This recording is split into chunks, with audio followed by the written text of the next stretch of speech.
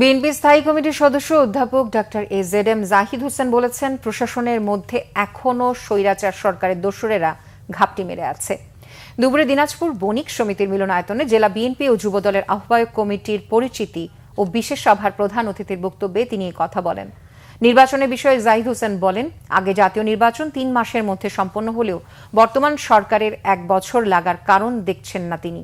আগামী নির্বাচন অংশগ্রহণমূলক এবং জনগণ যেন নির্বিঘ্নে ভোটাধিকার প্রয়োগ করতে পারে, সেই সুযোগ ডক্টর মোহাম্মদ ইউনূসকে তৈরি করে দিতে হবে বলেও জানান ডাক্তার জাহিদ হোসেন।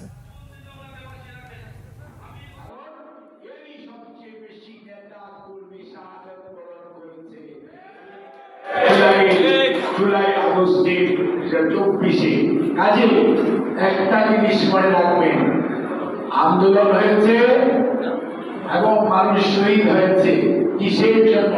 গণতন্ত্রের জন্য, সুশাসনের জন্য, বৈষম্যহীন সমাজ ব্যবস্থার জন্য।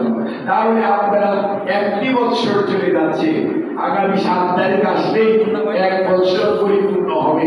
আমরা শাহাবুদ্দিন সাহেবকে দেখেছি 3 মাসের মধ্যে জাতীয় নির্বাচন করতে পারে, লতিফুর রহমানকেও দেখেছি। এখানে 1 বছর লাগার তো কোনো কারণ নেই।